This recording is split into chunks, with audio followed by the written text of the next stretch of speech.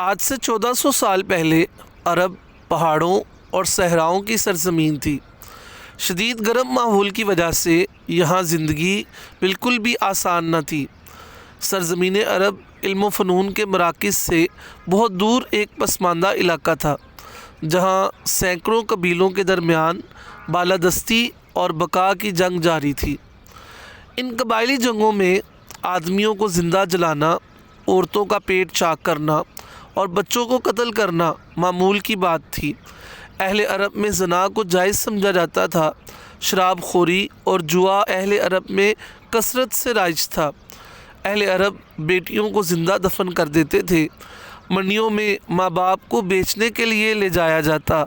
غلاموں کو بدترین تشدد کا سامنا کرنا پڑتا۔ اہل عرب بتوں کی پوجا کرتے تھے۔ جو چیز انہیں متاثر کن لگتی اس کا بت بنا کر اس کی پوجا شروع کر دی جاتی۔ یہاں تک کہ ابو العرب حضرت ابراہیم علیہ السلام نے اپنے بیٹے کے ساتھ مل کر خدا کا گھر خانہ کعبہ تعمیر کیا تھا۔ اہل عرب کے باشندوں نے اس میں ہبل، لات، منات، عزا، ود اور دیگر 360 بت رکھ دیے تھے۔ ان بتوں کو خدا کا اوتار سمجھ کر ان کی پوجا کی جاتی۔ ہر ضرورت کے لیے الگ الگ بت تھے۔ ان بتوں سے رزق مانگتے، بارش مانگتے، عزت و شہرت مانگتے، خانہ کعبہ کا ننگے طواف کرتے۔ اہل عرب فرشتوں کو خدا کی بیٹیاں تصور کرتے۔ عجیب و غریب توہمات کا شکار تھے۔ اہل عرب کی اکثریت دین ابراہیم سے مکمل طور پر لا علم تھی۔ ان کے نزدیک یہ بت ہی ان کے کارساز اور حقیقی مشکل کشا تھے۔ عرب کے دائیں اور بائیں جانب دو مضبوط اور قدیم سلطنتیں موجود تھیں، پہلی رومن امپائر اور دوسری پرشین امپائر۔ رومن امپائر پر پولین عیسائیوں کا تسلط تھا، جس کا دارالحکومت قسطنطنیہ میں تھا۔ رومن امپائر کا شہنشاہ کیسر کہلاتا تھا۔ شہنشاہ اور وزیروں کی آسائشوں کو پورا کرنے کے لیے عوام پر اضافی ٹیکس لگا کر ان کا خون چوسا جا رہا تھا۔ دوسری جانب پرشین امپائر پر ساسانیوں کی حکومت تھی۔ سلطنت کی ساری طاقت سلطنت کے حاکم کے پاس تھی۔ پارسی مذہب کو سرکاری مذہب کا درجہ حاصل تھا۔ اہل فارس آگ کی پوجا کرتے تھے، اپنی ماؤں کے ساتھ زنا کرنے کو جائز سمجھتے تھے، اقتدار کے لیے انسانوں کا قتل عام کرتے۔ پرشین امپائر کا شہنشاہ کسریٰ کہلاتا تھا۔ دونوں ریاستوں کے درمیان مسلسل جنگیں جاری تھیں۔ ہر طرف فساد ہی فساد تھا۔ دنیا جہالت کے اندھیروں میں ڈوب چکی تھی۔ سسکتی انسانیت کسی مسیحا کی منتظر تھی کہ عرب کے شہر مکہ میں ایک نور چمکا، جس نے پورے جہان کو روشن کر دیا۔ اہل عرب کو اپنے سلسلہ نسب پر بڑا ناز تھا۔ خیر البشر صلی اللہ علیہ وآلہ وسلم کے لیے اعلیٰ ترین نسب نامے کا انتخاب کیا گیا۔ آل ابراہیم سے آل اسماعیل، آل اسماعیل سے آل کنانہ، آل کنانہ سے قریش، قریش سے بنی ہاشم، بنی ہاشم سے بنی عبد المطلب۔ جناب عبد المطلب کو اپنے بیٹوں میں سے عبداللہ سب سے زیادہ محبوب تھے۔ عبداللہ کی پیشانی پر یہ نور چمکا۔ اہل مکہ کے بہت سے خاندان اپنی بیٹیوں کی شادی عبداللہ سے کرنا چاہتے تھے۔ عبد المطلب اپنے صاحبزادے کی شادی کسی سردار کی پاک باز بیٹی سے کرنا چاہتے تھے۔ اہل مدینہ سے بنی زہرہ قبیلے کے سردار وہب بن عبد مناف اپنی بیٹی آمنہ بنت وہب کا رشتہ لے کر جناب عبد المطلب کے پاس مکہ آئے۔ آمنہ بنت وہب کی طہارت اور شرافت کی وجہ سے عبد المطلب نے اس رشتے کو قبول فرمایا۔ جناب عبد المطلب کی سرداری اور حضرت عبداللہ کی شہرت کی وجہ سے یہ بہت بڑی شادی ہوئی۔ حضرت عبداللہ نے 3 دن مدینہ منورہ ہی میں قیام کیا، پھر اپنی دلہن کے ساتھ مکہ مکرمہ تشریف لے آئے۔ عبداللہ کی پیشانی پر چمکنے والا نور آمنہ کا مقدر بنا۔ بنی ہاشم میں خوشیوں کا سماں تھا کہ آمنہ کے ہاں بچے کی پیدائش ہونے والی ہے۔ صاحبزادے کی ولادت سے 2 ماہ قبل حضرت عبداللہ ملک شام کا تجارتی سفر کرتے ہیں۔ واپسی پر یثرب ٹھہرتے ہیں۔ دوران قیام وبائی مرض سے حضرت عبداللہ انتقال کر جاتے ہیں۔ آمنہ اپنے شوہر کی وفات پر مرثیہ کہتی ہیں، بنی ہاشم آمنہ کے ہاں بیٹے کی پیدائش پر منتیں مانتے ہیں کہ عبداللہ کا نسب آگے بڑھ سکے۔ وہ نور جو آدم علیہ السلام کی پیشانی پر چمکا، جس نے ابراہیم علیہ السلام کے خاندان کو منور کیا، وہ نور جس نے ہاشم کو صحیح کیا، وہ نور جس نے جناب عبد المطلب کو سردار بنایا، وہ نور جو حضرت عبداللہ کے جمال کی وجہ بنا، اب اس نور کی امین سیدہ آمنہ بنت وہب تھی۔ جہاں سے آمنہ گزرتی بادل سایہ کرتے، درخت جھک کر تعظیم کرتے، پتھر سلام کرتے، جسم سے خوشبو آتی۔ جناب عبد المطلب نے پوچھا، آمنہ یہ کیسی خوشبو ہے؟ آمنہ کہنے لگی، یہ اس نورانی بچے کی برکات ہیں جس کا جنم ہونے والا ہے۔ اس نور کی برکت سے بارشیں ہوئیں، اتنا سبزہ ہوا کہ جانور موٹے تازے ہو گئے، تجارتی قافلے نفع بخش ہوئے، ہاتھی والوں سے حرم کی حفاظت کی گئی۔ حضرت محمد صلی اللہ علیہ وآلہ وسلم 12 ربیع الاول 571 عیسوی کو مکہ مکرمہ میں پیدا ہوئے۔ آپ کی والدہ سیدہ آمنہ بنت وہب فرماتی ہیں کہ آپ کی ولادت کے لمحات میں ایک نور نمودار ہوا، جس کی روشنی اس قدر پھیلی کہ شام کے محلات دکھائی دینے لگے، بت اوندے منہ گر پڑے، کیسر و کسریٰ کے محلات لرز اٹھے۔ اہل عرب ان غیر معمولی تبدیلیوں کو دیکھ رہے تھے، لیکن انہیں اندازہ نہیں تھا کہ نبی آخر الزماں صلی اللہ علیہ وآلہ وسلم ان کی سرزمین پر تشریف لا چکے ہیں۔ جناب عبد المطلب خانہ کعبہ کا طواف کر رہے تھے جب انہیں پوتے کی ولادت کی خوشخبری ملی، تو آپ نے سجدہ شکر ادا کیا اور اپنے پوتے کا نام محمد رکھا۔ آمنہ اپنے نونہال کو احمد کہہ کر پکارتی۔ بنی ہاشم میں خوشیاں منائی جا رہی تھیں۔ ابو لہب کو اس کی لونڈی سویبہ نے آ کر بتایا کہ آمنہ کے ہاں بیٹے کی ولادت ہوئی ہے۔ ابو لہب نے اپنے بھتیجے کی ولادت کی خوشی میں سویبہ کو آزاد کر دیا۔ جناب عبد المطلب نے 7ویں روز آپ کا عقیقہ کیا اور خوشی کے اظہار کے لیے بکرے ذبح کیے اور اہل مکہ کی دعوت کی۔ قریش کے اعلیٰ خاندانوں میں یہ روایت تھی کہ وہ اپنے نو مولود بچوں کو تازہ آب و ہوا اور اچھی دیکھ بھال کے لیے شہر سے دور دیہاتوں میں بیچ دیتے تھے۔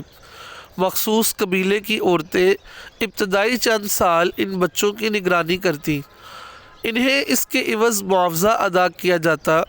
جب مختلف قبائل کی عورتیں بچوں کو ساتھ لینے کے لیے مکہ آئیں، آمنہ کے لال کی ابتدائی پرورش کرنے کا شرف حوازن قبیلے کی خاتون حلیمہ سعدیہ کو ملا۔ سیدہ آمنہ نے اپنے لخت جگر کو ابتدائی 2 سال کے لیے حلیمہ سعدیہ کے حوالے کیا۔ حلیمہ سعدیہ اپنے قبیلے کی عورتوں کے ساتھ واپس روانہ ہوئی۔ حلیمہ سعدیہ جس اونٹنی پر سوار تھی وہ بہت کمزور تھی، اکثر باقی سواروں سے پیچھے رہ جاتی، مگر جب واپسی پر حلیمہ سعدیہ آمنہ کے لال کو لے کر سواری پر سوار ہوئی تو آپ کی سواری سب سے آگے رہنے لگی۔ قبیلے کی عورتوں نے پوچھا، حلیمہ کیا واپسی پر سواری بدل لی ہے؟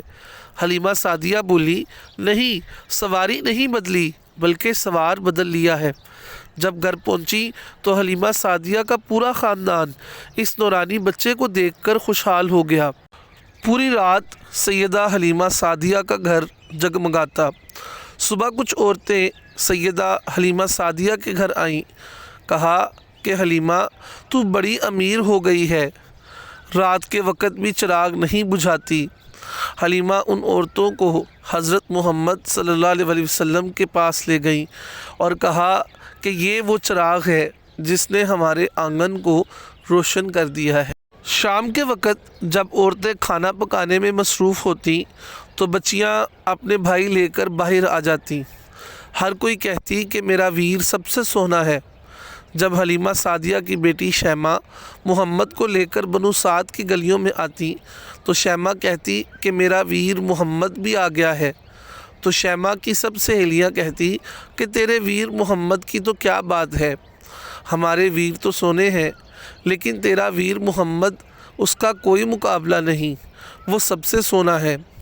شیمہ خوش ہو جاتی اور حضرت محمد صلی اللہ علیہ وسلم کو یوں لوڑیاں دیتی، اے اللہ میرے ویر محمد کو سلامت رکھنا، آج وہ پالنے میں بچوں کا سردار ہے، کل وہ لمحے آئیں کہ محمد صلی اللہ علیہ وسلم عرب کے مردوں کا بھی سردار بنے۔ عمر مبارک کے ابتدائی 2 سال تک حضرت محمد صلی اللہ علیہ وسلم سیدہ حلیمہ سعدیہ کے پاس رہے۔ برکتوں اور خوشیوں سے بڑے 2 سال کیسے ختم ہو گئے پتہ ہی نہیں چلا۔ سیدہ حلیمہ سعدیہ نے سیدہ آمنہ سے کہا کہ مکہ مکرمہ میں وبائی بیماری پھیلی ہوئی ہے، اس لیے ابھی کچھ عرصے کے لیے حضرت محمد صلی اللہ علیہ وسلم کو ہمارے پاس ہی رہنے دیں۔ سیدہ آمنہ اس پر رضامند ہو گئیں۔ سیدہ حلیمہ سعدیہ رضی اللہ تعالی عنہا کا گھر سلطان اعظم صلی اللہ علیہ وسلم کی قرارگاہ بنا رہا۔ حضرت محمد صلی اللہ علیہ وسلم حلیمہ سعدیہ سلام اللہ علیہا کے بچوں کے ساتھ چراگاہ جہاں بکریاں چرتی تھیں تشریف لے جانے لگے۔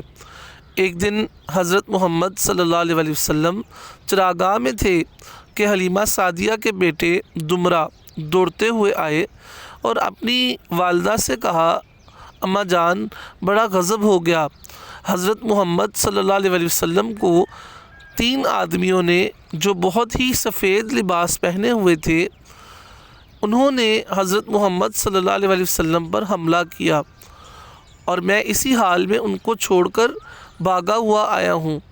یہ سن کر حلیمہ سعدیہ اور ان کے شوہر گھبرائے ہوئے دوڑ کر جنگل میں پہنچے تو دیکھا کہ آپ صلی اللہ علیہ وسلم بیٹھے ہوئے ہیں۔ حلیمہ کے شوہر نے شفقت بڑے انداز سے پوچھا کہ بیٹا کیا بات ہے؟ آپ صلی اللہ علیہ وسلم نے فرمایا کہ 3 شخص جن کے کپڑے نہایت سفید اور ستھرے تھے میرے پاس آئے اور مجھ کو چت لٹا کر میرا شکم چاک کر کے اس میں سے کوئی چیز نکال کر باہر پھینک دی اور پھر کوئی چیز میرے شکم میں ڈال کر شگاف کو سی دیا، لیکن مجھے ذرا برابر بھی تکلیف نہ ہوئی۔ یہ شک صدر تھا جس سے حضرت محمد صلی اللہ علیہ وسلم کو ان وسوسوں اور خیالات سے محفوظ کر دیا گیا تھا جن میں بچے مبتلا ہو کر دنیاوی کھیل کود اور شرارتوں کی طرف مائل ہو جاتے ہیں۔ حلیمہ سعدیہ اور ان کے شوہر کو ادراک تھا کہ حضرت محمد صلی اللہ علیہ وسلم کی ذات گرامی قدرت کے رازوں میں سے ایک راز ہیں اور ان کی جان کی حفاظت انتہائی اہم کام ہے۔ پھر سیدہ آمنہ سلام اللہ علیہا کی اپنے بیٹے کے لیے محبت اور فکر بھی ان کے پیش نظر تھی، لہٰذا دونوں نے یہ فیصلہ کیا کہ اب وقت آ گیا ہے کہ حضرت محمد صلی اللہ علیہ وسلم کو ان کی والدہ کے حوالے کر دیا جائے تاکہ وہ بذات خود اپنے لخت جگر کی نگہداشت کر سکیں۔ حضرت محمد صلی اللہ علیہ وسلم سیدہ حلیمہ سعدیہ رضی اللہ تعالی عنہا کے گھر سے مکہ مکرمہ تشریف لے آئے اور اپنی والدہ محترمہ کے ساتھ رہنے لگے۔ یہ سیدہ آمنہ کی زندگی کے حسین ترین لمحات تھے۔ سیدہ آمنہ کی کل کائنات حضرت محمد صلی اللہ علیہ وسلم کی ذات تھی۔ یہاں ایک کردار ایمن کا بھی تھا جن کا اصل نام برکہ تھا، جو حضرت عبداللہ رضی اللہ تعالی عنہ کی باندی تھیں، اور اب سیدہ آمنہ سلام اللہ علیہا کے ساتھ مل کر حضرت محمد صلی اللہ علیہ وسلم کی خاطرداری اور خدمت گزاری میں مصروف رہنے لگیں۔ یوں 2 سال حضرت محمد صلی اللہ علیہ وسلم نے اپنی والدہ کے ساتھ گزارے۔ جب حضرت محمد صلی اللہ علیہ وسلم کی عمر 6 برس ہوئی تو سیدہ آمنہ سلام اللہ علیہا آپ کو ساتھ لے کر مدینہ منورہ حضرت عبداللہ رضی اللہ تعالیٰ عنہ کی قبر کی زیارت کے لیے تشریف لے گئیں۔ ایمن بھی اس سفر میں آپ کے ساتھ تھی۔ سفر سے واپسی پر ابوا نامی مقام پر پہنچ کر سیدہ آمنہ کی طبیعت اچانک ناساز ہو گئی۔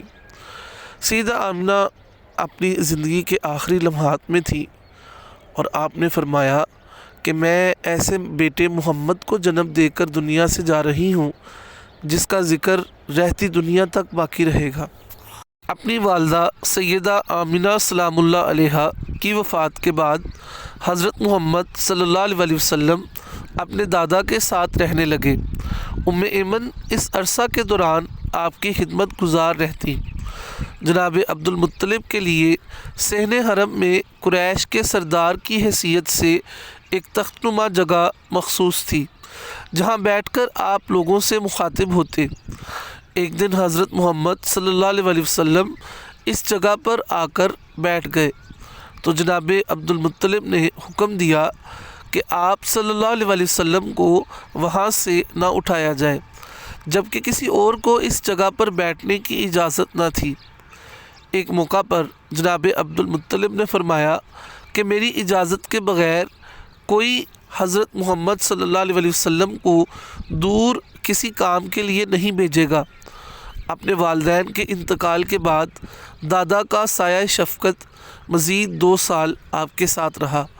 جب آپ کی عمر 8 سال ہوئی تو آپ کے دادا جناب عبد المطلب انتقال فرما گئے اور انتقال سے کچھ لمحات قبل آپ نے اپنے بیٹے جناب ابو طالب کو حضرت محمد صلی اللہ علیہ وسلم کی ذمہ داری سونپی۔ جناب ابو طالب حضرت ابراہیم علیہ السلام کی نسل سے تھے۔ حضرت عبد المطلب کی وفات کے بعد اب آپ خانہ کعبہ کے متولی بھی تھے۔ حضرت محمد صلی اللہ علیہ وسلم کی برکات کو خوب جانتے تھے۔ آپ صلی اللہ علیہ وسلم کی نیک خصلتوں اور پیاری اداؤں نے آپ کو اپنا گرویدہ بنا دیا تھا۔ جناب ابو طالب آپ صلی اللہ علیہ وسلم کو اپنے ساتھ رکھتے اور اپنی نظروں سے اوجھل نہ ہونے دیتے۔ ایک دفعہ ملک عرب میں انتہائی خوفناک قحط پڑ گیا۔ اہل مکہ نے بتوں سے فریاد کرنے کا ارادہ کیا، مگر ایک دانا بزرگ نے مکہ والوں سے کہا کہ تم بتوں سے فریاد کرنے کی بات کرتے ہو جبکہ آل ابراہیم کی نشانی تم میں موجود ہے۔ لوگوں نے کہا کہ تمہاری مراد جناب ابو طالب ہے۔ بزرگ نے کہا کہ بالکل، ہمیں جناب ابو طالب سے دعا کرنے کو کہنا چاہیے۔ سرداران عرب جناب ابو طالب کے پاس آئے اور کہنے لگے، آپ کے علم میں ہے کہ قحط سالی کی آگ نے پورے عرب کو جھلسا کر رکھ دیا ہے۔ جانور گھاس پانی کو ترس رہے ہیں، انسان دانہ پانی نہ ملنے کی وجہ سے تڑپ کر دم توڑ رہے ہیں، قافلوں کی آمد و رفت بند ہو چکی ہے اور ہر طرف بربادی اور ویرانی کا دور دورہ ہے۔ آپ بارش کے لیے دعا کریں۔ اہل عرب کی فریاد سن کر جناب ابو طالب نے حضرت محمد صلی اللہ علیہ وسلم کو ساتھ لیا اور حرم کعبہ میں تشریف لے آئے۔ جناب ابی طالب نے حضرت محمد صلی اللہ علیہ وسلم کو خانہ کعبہ کے ساتھ ٹیک لگا کر بٹھا دیا اور دعا مانگنے میں مشغول ہو گئے۔ دوران دعا حضرت محمد صلی اللہ علیہ وسلم انگلیوں سے آسمان کی طرف اشارہ فرما رہے تھے کہ بادل آسمان پر ظاہر ہونے لگے اور اس قدر بارش ہوئی کہ سرزمین عرب پانی سے سیراب ہو گئی۔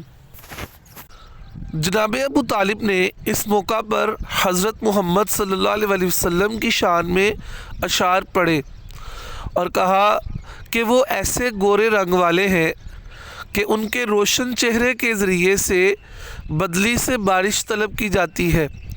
وہ یتیموں کا ٹھکانہ ہے اور بیواؤں کے نگہبان ہیں۔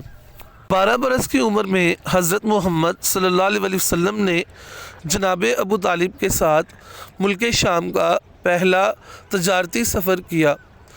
جناب ابو طالب کو آپ صلی اللہ علیہ وسلم سے والہانہ محبت تھی، اس لیے وہ آپ صلی اللہ علیہ وسلم کو اپنے ساتھ سفر پر لے گئے۔ سفر کے دوران آپ کے تجارتی قافلے کا قیام بحیرہ راہب کے پاس ہوا۔ اس نے انجیل میں نبی آخر الزماں کی نشانیاں پڑھی ہوئی تھیں۔ بحیرہ راہب نے جب حضرت محمد صلی اللہ علیہ وسلم کو دیکھا تو 12 سال کی عمر میں وہ آپ کو دیکھتے ہی پہچان گیا اور اس نے سارے قافلے والوں کی دعوت کی۔ آپ صلی اللہ علیہ وسلم سے انتہائی عزت و احترام سے ملا۔ اس نے جناب ابو طالب سے کہا کہ یہ سارے جہان کے سردار اور رب العالمین کے رسول ہیں، جن کو اللہ تعالیٰ نے رحمت للعالمین بنا کر بھیجا ہے۔ میں نے دیکھا ہے کہ درخت اور پتھر ان کو سجدہ کرتے ہیں، بادل ان پر سایہ کرتا ہے، ان کے دونوں شانوں کے درمیان مہر نبوت ہے۔ بہتر یہ ہے کہ آپ اپنا سامان یہیں فروخت کریں اور مکہ لوٹ جائیں، کیونکہ ملک شام میں یہودی تمہارے بہت بڑے دشمن ہیں۔ اگر ان میں سے کسی نے آپ صلی اللہ علیہ وسلم کو پہچان لیا تو وہ حسد کی وجہ سے آپ کو شہید کرنے کی کوشش کریں گے۔ بحیرہ رحب کے کہنے پر جناب ابو طالب کو خطرہ محسوس ہوا۔ آپ نے وہیں اپنا مال تجارت فروخت کیا اور بہت جلد حضرت محمد صلی اللہ علیہ وسلم کو لے کر مکہ مکرمہ لوٹ آئے۔ واپسی پر بحیرہ راہب نے آپ صلی اللہ علیہ وسلم کی خدمت میں تحائف پیش کیے۔ اسلام سے پہلے عربوں میں طویل لڑائیوں کا سلسلہ جاری تھا۔ انہی میں ایک جنگ فجار کے نام سے مشہور تھی۔ سب سے آخری جنگ فجار جو قریش اور کیس کے قبیلوں کے درمیان لڑی گئی، اس وقت حضرت محمد صلی اللہ علیہ وسلم کی عمر مبارک 15 برس تھی۔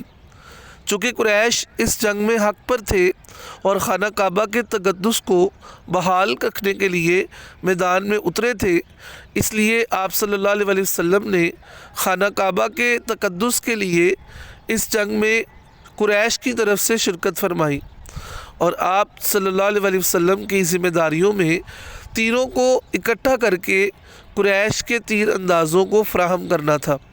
جناب ابو طالب نے دیکھا کہ جب حضرت محمد صلی اللہ علیہ وسلم تیر جمع کرنے کے لیے قبیلہ کیس کی حدود میں تشریف لے جاتے تو آپ صلی اللہ علیہ وسلم کی برکت سے وہ جنگ میں غالب ہونے لگتے، اور جب آپ قریش کی حدود میں آتے تو قریش جنگ میں غالب ہونے لگتے۔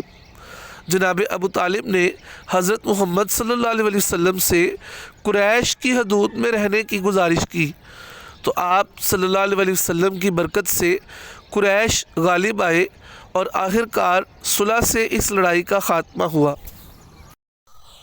جب حضرت محمد صلی اللہ علیہ وسلم کی عمر مبارک 20 سال ہوئی تو آپ نے امن کے قیام کے لیے ایک معاہدے حلف الفضول میں شرکت فرمائی۔ ہوا کچھ یوں کہ روز روز کی لڑائیوں سے عرب کے سینکڑوں گھرانے تباہ ہو گئے تھے۔ کوئی شخص اپنی جان و مال کو محفوظ نہیں سمجھتا تھا۔ اس وحشت ناک صورتحال سے تنگ آ کر کچھ امن پسند لوگوں نے ہر شہری کے بنیادی حقوق کی فراہمی کے لیے تحریک چلائی۔ چنانچہ قبیلہ بنو ہاشم، بنو زہرہ، بنو اسد کے سرداران عبداللہ بن جدعان کے گھر جمع ہوئے اور حضرت محمد صلی اللہ علیہ وسلم کے چچا زبیر بن عبد المطلب نے یہ تجویز پیش کی کہ موجودہ صورتحال کو سدھارنے کے لیے کوئی معاہدہ کرنا چاہیے۔ چنانچہ خاندان قریش کے سردار جیو اور جینو دو کے اصول کے تحت ایک معاہدے پر متفق ہوئے اور حلف اٹھا کر عہد کیا کہ ہم لوگ اپنی سرزمین سے بدامنی کو دور کریں گے، مسافروں کی حفاظت کریں گے، غریبوں کی امداد کرتے رہیں گے، مظلوم کی حمایت کریں گے، کسی ظالم کو مکہ مکرمہ میں نہیں رہنے دیں گے۔ جب حضرت محمد صلی اللہ علیہ وسلم کی عمر 25 سال ہوئی تو اہل مکہ میں آپ کی امانت اور صداقت کا خوب چرچا تھا۔ حضرت سیدہ خدیجہ رضی اللہ تعالی عنہا مکہ کی ایک مالدار خاتون تھیں۔ اہل مکہ ان کی پاک دامنی اور شرافت کی وجہ سے انہیں طاہرہ کے لقب سے پکارتے تھے۔ انہیں اپنے مال تجارت کی فروخت کے لیے امانت دار اور سچے افراد کی حاجت رہتی تھی، ایک موقع پر انہیں اپنا تجارت کا سامان ملک شام بھیجنا تھا۔ حضرت سیدہ ختیجہ رضی اللہ تعالی عنہا نے حضرت محمد صلی اللہ علیہ وسلم کے اعلیٰ کردار کے بارے میں سن رکھا تھا۔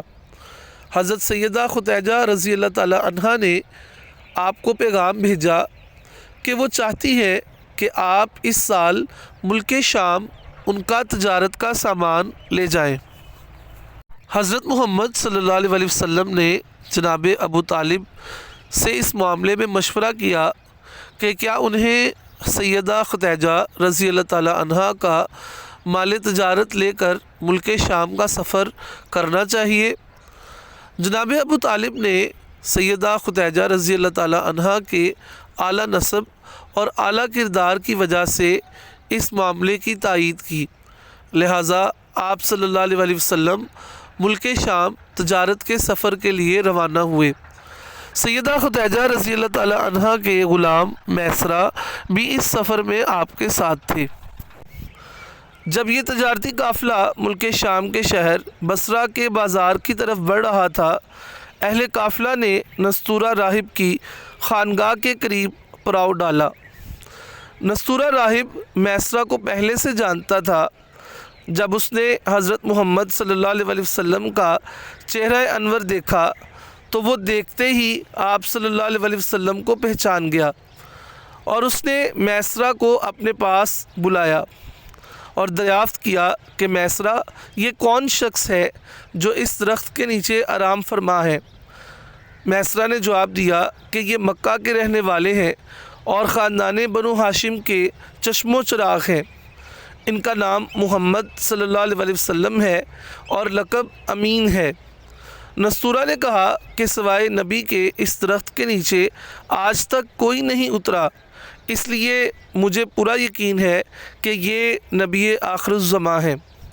آخری نبی کی جو نشانیاں میں نے تورات اور انجیل میں پڑھی ہیں وہ سب ان میں دیکھ رہا ہوں۔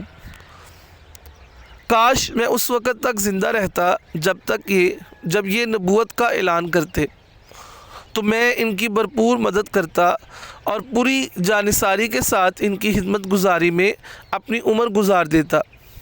اے میسرہ، میں تم کو نصیحت اور وصیت کرتا ہوں کہ ایک لمحہ کے لیے بھی تم ان سے جدا نہ ہونا اور انتہائی خلوص اور عقیدت کے ساتھ ان کی خدمت کرتے رہنا۔ حضرت محمد صلی اللہ علیہ وسلم سامان تجارت لے کر بصرہ کے بازار میں موجود تھے۔ آج سرزمین شام پر انبیاء کے امام تجارت کے لیے تشریف لائے تھے۔ میسرہ نے مشاہدہ کیا کہ حضرت محمد صلی اللہ علیہ وسلم مال تجارت فروخت کرنے کے لیے قسم نہیں اٹھاتے۔ مال تجارت فروخت کرنے کے لیے گاہک کے پیچھے تشریف نہیں لے جاتے۔ مال تجارت کی وہ خوبیاں بیان فرماتے ہیں جو اس میں واقعتاً موجود ہوتی ہیں۔ مال تجارت کی کوالٹی کے مطابق درجہ بندی فرماتے ہیں اور اس کے مطابق ان کی قیمتیں مقرر فرماتے ہیں۔ میسرہ اس طرز تجارت کی برکات کا مشاہدہ کر رہے تھے۔ نستورہ راہب کی پیشن گوئی بھی میسرہ کے پیش نظر تھی۔ ان کا دل اس بات کی گواہی دے رہا تھا کہ یہ واقعی نبی آخر الزماں ہے۔ اسی پر جب یہ قافلہ مکہ میں داخل ہونے لگا تو سیدہ ختیجۃ الکبریٰ رضی اللہ تعالی عنہا ایک بالا خانے پر بیٹھی ہوئی قافلے کی آمد کا منظر دیکھ رہی تھیں۔ جب ان کی نظر حضرت محمد صلی اللہ علیہ وسلم پر پڑی تو آپ نے دیکھا کہ دو فرشتے آپ صلی اللہ علیہ وسلم کے سر پر دھوپ سے سایہ کیے ہوئے ہیں۔ انتہائی حسین منظر تھا کہ سرور کائنات صلی اللہ علیہ وسلم کئی گنا نفع کما کر نورانی سائے میں مکہ میں داخل ہو رہے ہیں۔ سیدہ ختیجۃ الکبریٰ رضی اللہ تعالی عنہا نے میسرہ سے اس بات کا ذکر کیا تو میسرہ نے مکمل سفر نامے کے دوران کمالات کا احوال بیان کیا۔ عرب جاہلیت کے دور سے گزر رہے تھے۔ اس دور میں حضرت محمد صلی اللہ علیہ وسلم کا کردار مکمل شفاف اور حد درجے متاثر کن تھا۔ اسی کردار کو دیکھ کر حضرت سیدہ ختیجۃ الکبریٰ رضی اللہ تعالی عنہا نے नफीसा बिनते उमैया के ज़रिए खुद ही हज़रत मोहम्मद सल्लल्लाहु अलैहि वसल्लम के पास निकाह का पैगाम भेजा। हज़रत मोहम्मद सल्लल्लाहु अलैहि वसल्लम ने जनाब अबू तालिब से मुशावरत के बाद हज़रत सैयदा खुतैजतुल कुबरा रज़ियल्लाहु ताला अन्हा की पाक दामनी, शराफत और अक्लमंदी की बिना पर इसको कबूल फरमाया। निकाह की तारीख़ मुकर्रर हुई। हज़रत मोहम्मद सल्लल्लाहु अलैहि वसल्लम की बरात में आप सल्लल्लाहु अलैहि वसल्लम के चचा हज़रत हमज़ा, जनाब अबू तालिब और ख़ानदान के दूसरे अफराद और शुरफा और सरदारान ने शिरकत की।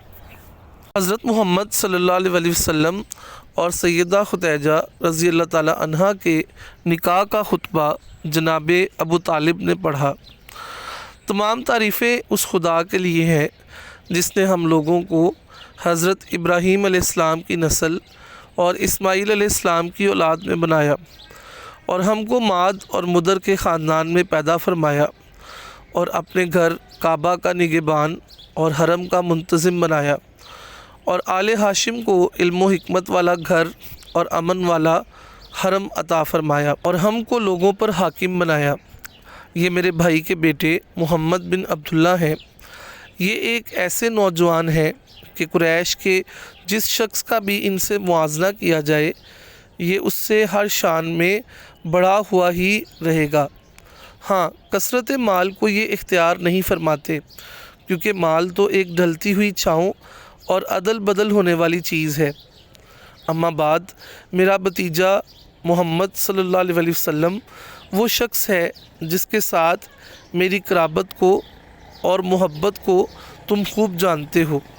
आप सल्लल्लाहु अलैहि वसल्लम सैयदा खुतैजा रज़ियल्लाहु ताला अन्हा से निकाह फरमाते हैं और मेरे माल से 20 ऊँट महर मुकर्रर फरमाते हैं और आपका मुस्तकबिल बहुत ही ताबनाक, अज़ीमुश्शान और जलीलुल कदर है।